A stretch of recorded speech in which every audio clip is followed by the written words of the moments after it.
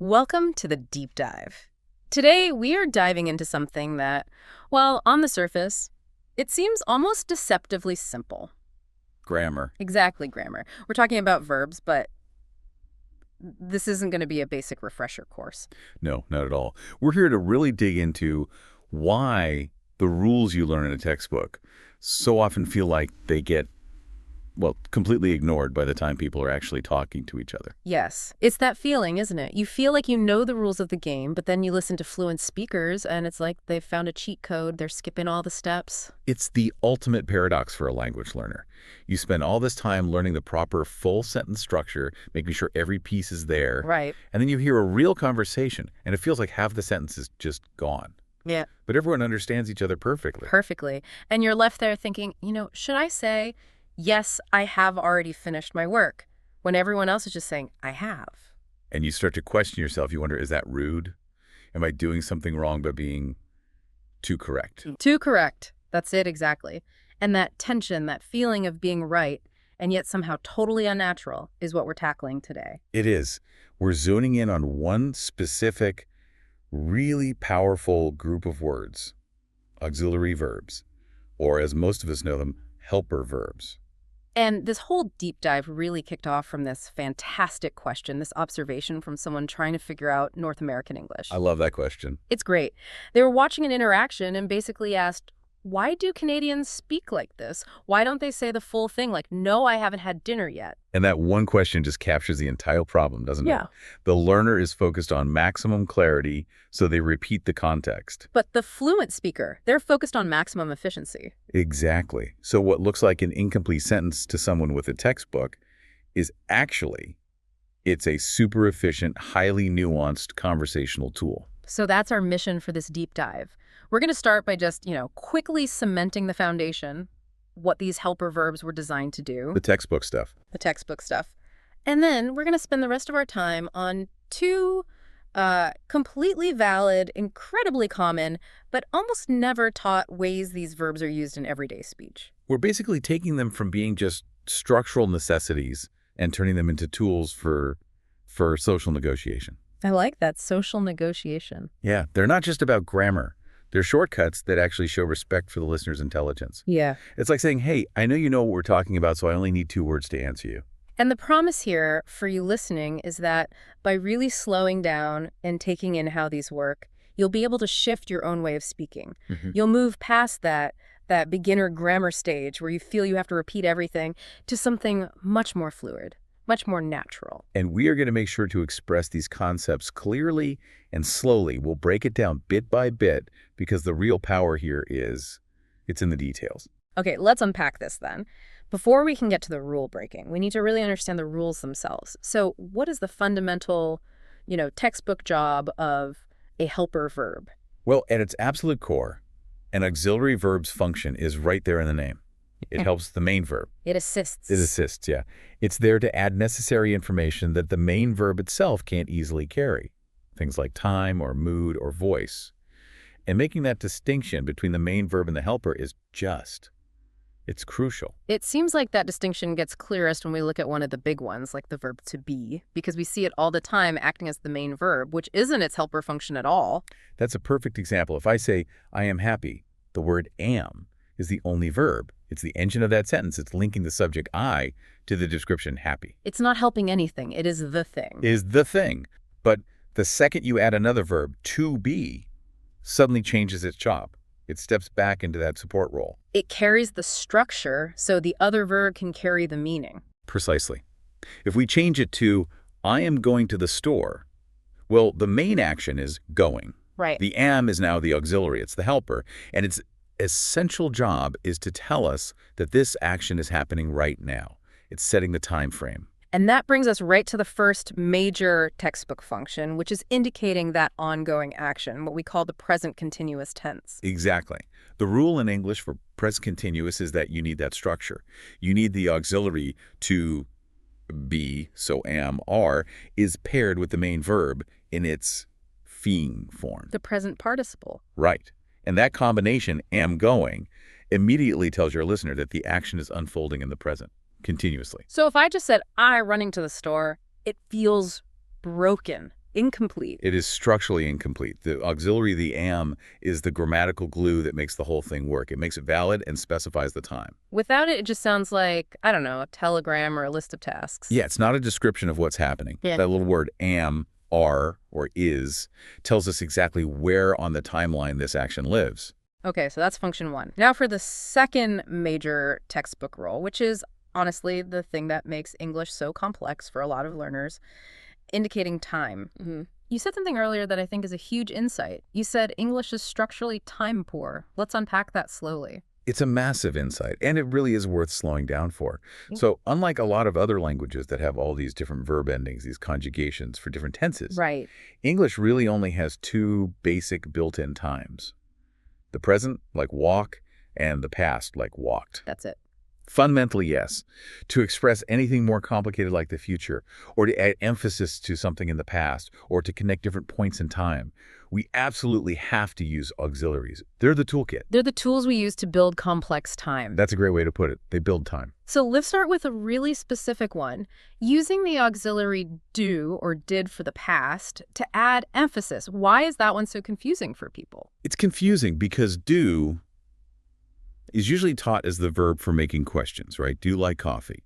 Or for making negative statements. I do not like coffee. Sure. But when you stick it in a positive affirmative sentence, its job changes. It becomes this intense tool for emphasis or for confirmation. Can you give us a clear example of that with did specifically? Okay, absolutely. Yeah. Imagine a coworker says to you, you didn't turn in that report on time. Now, you can just say, I submitted the report. That's just a fact. Right. But if you're feeling a bit defensive or you really need to correct them, you'll bring in the auxiliary for power. You'll say, I did submit the report. Ah, okay. The stress falls right on did. The stress is entirely on did, Yeah. and that word is now carrying all the conversational weight. It's saying, I am assuring you this action happened. And what's happening grammatically there? Well, the auxiliary did takes on the past tense marker, so the main verb submit actually goes back to its basic present tense form. Oh, interesting. So you wouldn't say I did submitted. Never. You'd say, I did submit.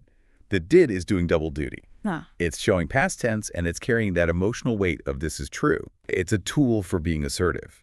And that same idea where the helper verb carries the tense, that's what happens when we build the future tense with will, right? Exactly. Huh. Will is our indispensable tool for talking about the future. It's a modal verb that acts as an auxiliary in this case. I will go. She will finish. Without will, you're kind of stuck. You're stuck. You'd have to use a more clunky phrase like, I am going to go. Will is just, it's clean and direct. And while we're talking about modals, it's probably worth just mentioning that others, like should or could or might, they all act as helpers too, right? They add an attitude. They absolutely do. They are the nuance engines. If I say, I eat vegetables, that's a statement of fact. Okay. But if I say, I should eat vegetables, that should as a whole layer of obligation or, good advice. It doesn't change the action, but it completely changes the mood around it. Which just goes to show how much work these little helper verbs are really doing. A tremendous amount. But I think the most complex one, the one that really trips learners up, is the perfect tense. The one that relies on the auxiliary have. We should probably go really slowly here. Why do we even need this tense? We need it because English needs a way to build a bridge in time.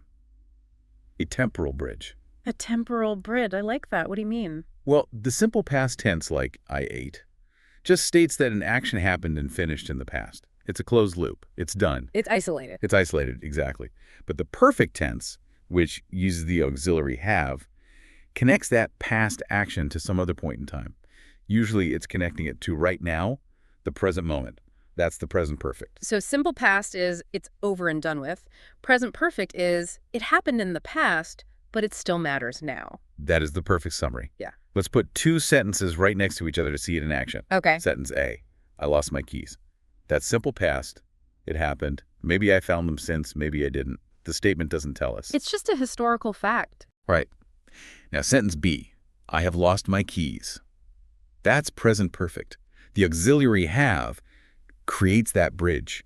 It tells you that the action of losing them happened in the past, and the consequence, the fact that I still don't have them, is relevant right now. So if I want to get into my house and I say, I have lost my keys, the implication is, therefore, I can't get in. Exactly. The have carries that consequence forward to the present.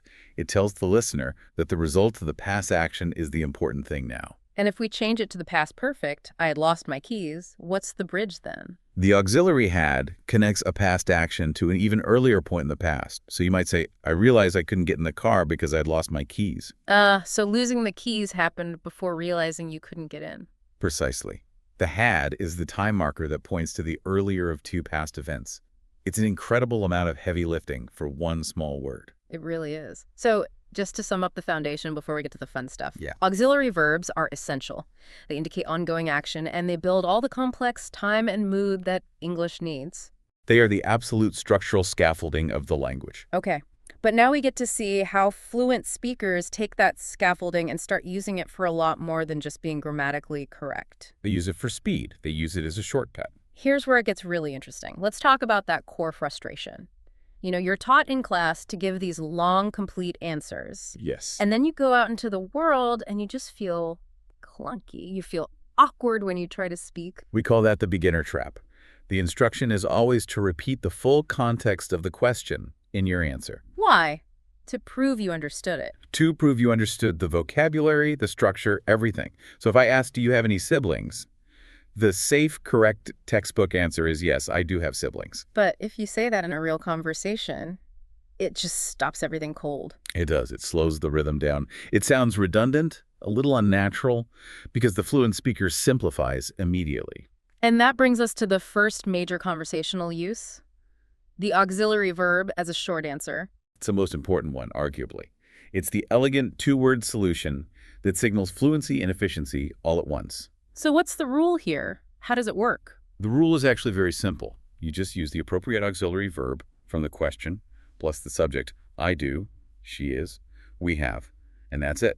That's a complete affirmative answer. But why is that grammatically okay? Why isn't it considered incomplete? Because the mechanism here isn't about repeating grammar. It's about affirming the truth of the statement. The auxiliary verb in this situation, it acts like a linguistic stamp of approval. A stamp of approval. Yeah, it says the thing you just asked about, it's true. And it does that without needing to repeat all the other words, the main verb, the object, because we all know what they are. They're already hanging in the air between us. So it relies on what you call the unsaid context. Exactly. If I ask you, are you coming to the party tonight? And you say, I am, that little word am is carrying the full weight of coming to the party tonight. Because we both know that's the topic. Repeating it would almost be a little insulting to my intelligence. In a subtle way, yes. It respects the listener. It says, you don't need me to spell it out for you. Let's go back to that great example that started all this. The question was about dinner. Have you had dinner? Okay, perfect. The question is in the present perfect tense, using have. Right. So the full textbook answer would be, yes, I have had dinner. But the short, fluent, natural answer is simply, Yes, I have. I have. And that's it. That one auxiliary, have, is doing all the work. It's carrying the tense, the perfect aspect, and the implied meaning of had dinner. It's incredibly fast. And what if the answer is no? Does it work the same way for negatives? Absolutely. The auxiliary still carries the full weight. Let's say the question is, will you be working late tonight? Okay, the full negative answer is, no, I will not be working late tonight. And the short, fluent answer? No, I won't. No, I won't. The contracted auxiliary won't, which is just will plus not, carries the entire meaning. It affirms the truth of the negative statement. Done. This even works when the auxiliary is do, like in a simple present question, do you like spicy food? I do or I don't. And, you know, there's a subtle social difference there, isn't there, between just saying no and saying, no, I don't. That is a critical point that learners often miss. It's so subtle. If someone asks, do you speak French? Yeah. And you just say, no, that's fine. It's factual. But it can feel a little blunt, a little abrupt. It can cut the conversation off. It can. But if you reply, no, I don't, that use of the auxiliary do connects your answer directly back to the question they asked. It acknowledges the structure they used, and it makes the denial feel softer, more conversational. That's a really powerful insight. The I do or I don't feels more like a complete response, even though it's just two words. It's a true hallmark of fluency. It's showing that you understand the full grammatical structure, but you're efficient enough not to use it. Let's try it with a modal verb. Can you help me with this? Instead of the long, yes, I can help you with this. It's just I can't? I can, or sorry, I can't. And that can or can't is carrying the entire meaning of ability or possibility. The auxiliary becomes the single point where the truth of the situation is decided. For anyone listening, really mastering this one technique feels like a huge milestone. It is. You're making a transition from being a student of grammar to being a real communicator. You stop seeing it as, cutting your sentence short.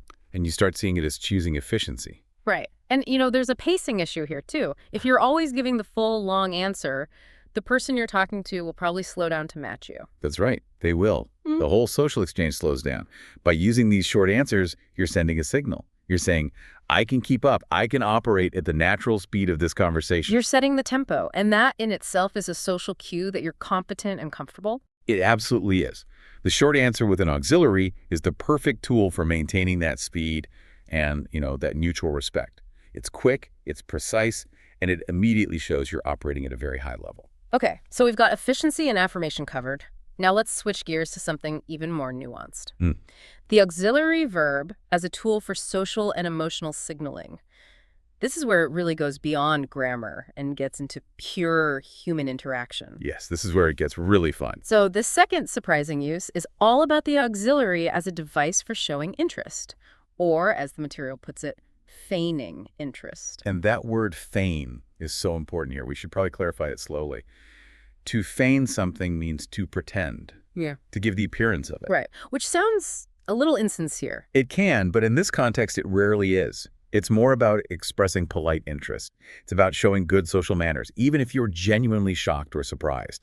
It's a way of saying, I acknowledge what you just said, and I invite you to tell me more. So if someone tells you a big piece of news, your reaction needs to signal, wow, I heard that, that's new information, and I'm totally engaged. And you do that not just with the auxiliary verb, but with a very specific, very powerful grammatical move.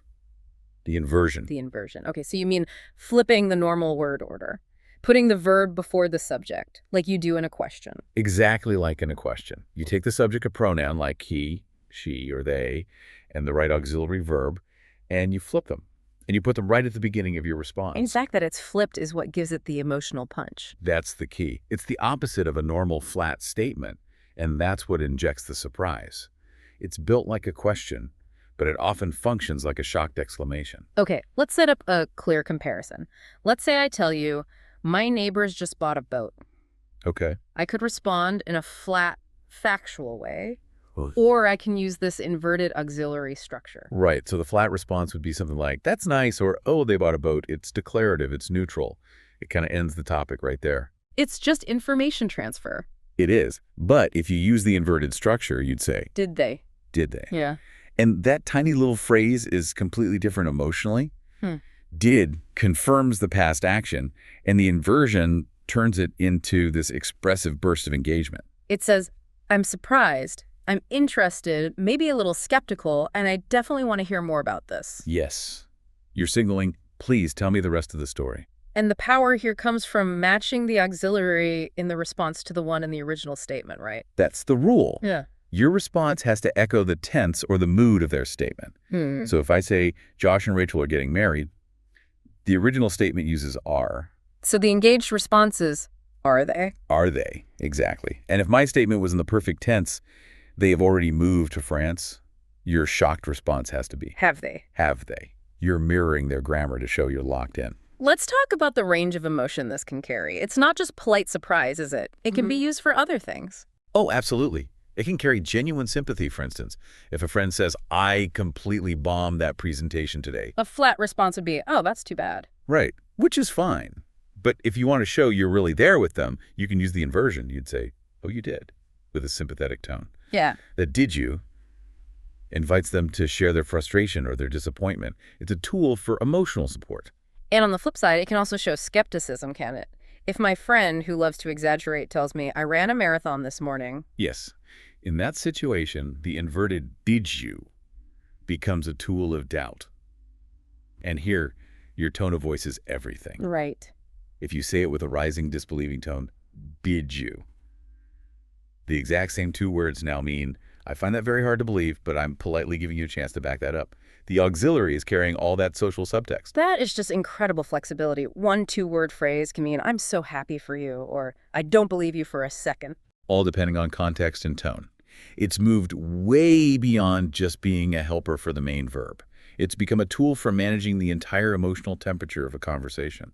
Okay, we have to bring in that detailed pop culture example from the source material now because it perfectly captures the surprising depth of this. The Star Trek analogy. It's a great one. It is. So the scenario is that someone makes a very surprising, unexpected statement in a conversation about the show. They just drop this bombshell, Captain Kirk is gay. Right. For most people familiar with that character, that's highly unexpected information. It's designed to shock. Now, a beginner or a textbook response might be something like, yes, he is gay, a full sentence.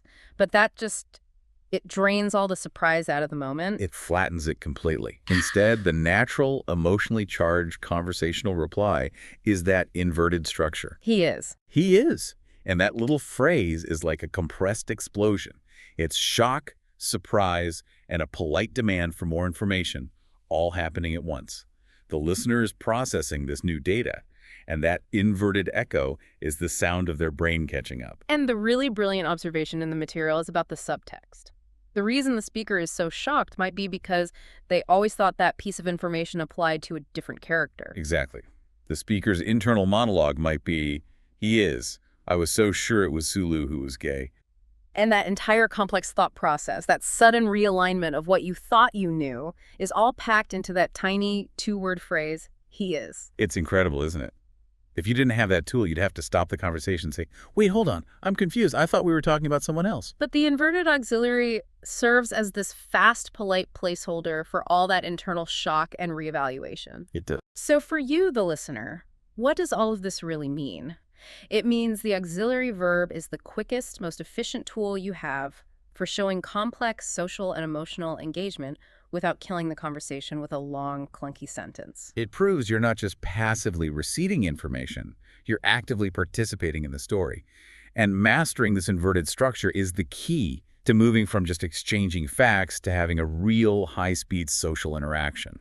It just reinforces this whole idea that these helper verbs are carrying the weight of the entire context, the factual context, the emotional context, all by themselves. Absolutely. The auxiliary is defining social intent just as powerfully as it defines verb tense. So by mastering this, you can be subtle. You can show skepticism with your tone, or you can show genuine excitement. The auxiliary becomes your Swiss Army knife for conversational nuance. We've covered a lot of ground here, really shifting how we think about these verbs from, just rigid rules to these flexible, dynamic tools. Yeah, we have. So maybe we should just take a second to synthesize the 4 big functions that we've unpacked. Good idea. So we started with the 2 foundational textbook rules. The first one was that auxiliaries help show ongoing action. Right, the present continuous, I am thinking. And the second was that they are the essential tools we use to indicate and construct complex time. That covers the future with will, past emphasis with did, and that whole temporal bridge of the perfect tenses with have. Exactly. Those are the structural necessities. But then we got into the 2 critical conversational functions that really unlock fluency. The first one being the use of the subject and the auxiliary as the ultimate shortcut for short answers. I do. She has. We will. It's the efficient way to affirm that something is true without being redundant. It's fast, it's natural, and it respects your partner's intelligence. And then the second, and maybe the most nuanced, was the auxiliary as a social signal. The inversion. The inversion. Yeah. The auxiliary plus the pronoun, flipped, to show that you're interested or surprised or even skeptical. So someone says they're moving to Finland, and your quick engaged reply is, are they? And mastering those 2 conversational uses, the short answer and the inverted signal, that's the bridge. That's what takes your speech from feeling like it's from a textbook to sounding completely natural. It gives you permission to let go of that stiffness, that feeling that you always have to say the full, perfect sentence. You're finally recognizing that fluent speakers communicate through implication and efficiency. And now you have the tools to join that faster, more nuanced conversation. You've basically been given the secret advanced grammar rules that nobody puts in the beginner's book. And that really is the most important takeaway for you, the listener. You have just elevated your own understanding of grammar. This knowledge gives you permission to stop repeating yourself all the time. You can trust that the auxiliary verb, when you use it in one of these ways, is carrying the full meaning you intend, whether that's a simple fact or a complex emotion. So use this new understanding as a lens, an active analytical lens. From now on, when you're listening to people talk on TV, in a meeting, with your friends, start actively listening for these specific patterns. Notice how often people rely on just the auxiliary to confirm something. I did. She is. Or to signal that surprise or interest, have they? Will he? You'll start to realize that this isn't some rare exception to the rules. In conversation, this is the rule. And that's a fundamental truth about how spoken language works. The complicated grammar you thought was a mandatory requirement is often just a suggestion when the real goal is efficiency and social connection. Language is built for speed.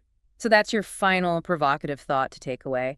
The rules of grammar often bend to serve the needs of a fast-paced conversation. So now go out and listen for how often the smallest, simplest words are actually doing the heaviest lifting.